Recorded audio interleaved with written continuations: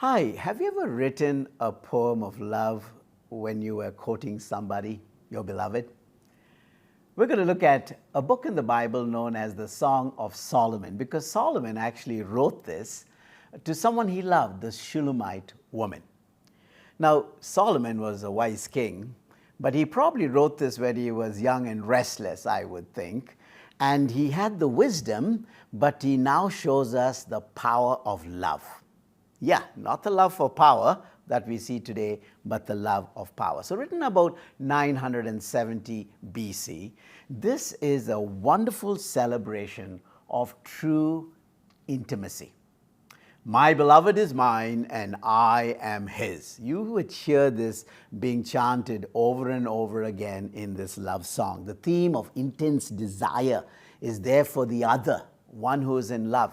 And there are times of separation, and there is this yearning and seeking till they find each other again, and then eventually have full satisfaction through that intimacy.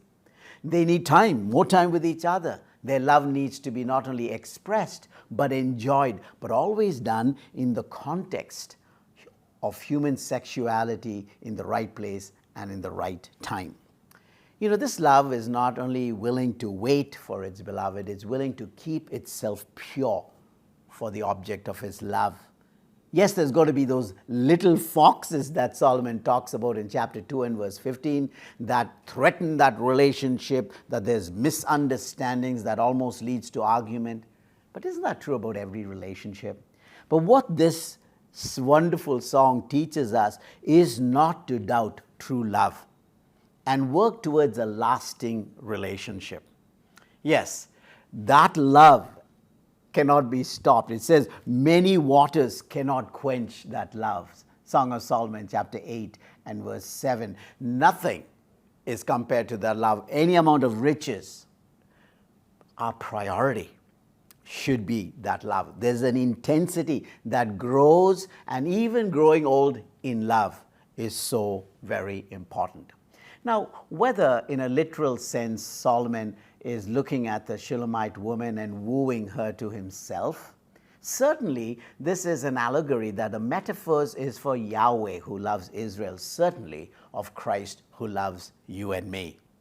We could call him our beloved because his love is perfect. And listen to what John says. John, the beloved apostle, says this about God, that God is love.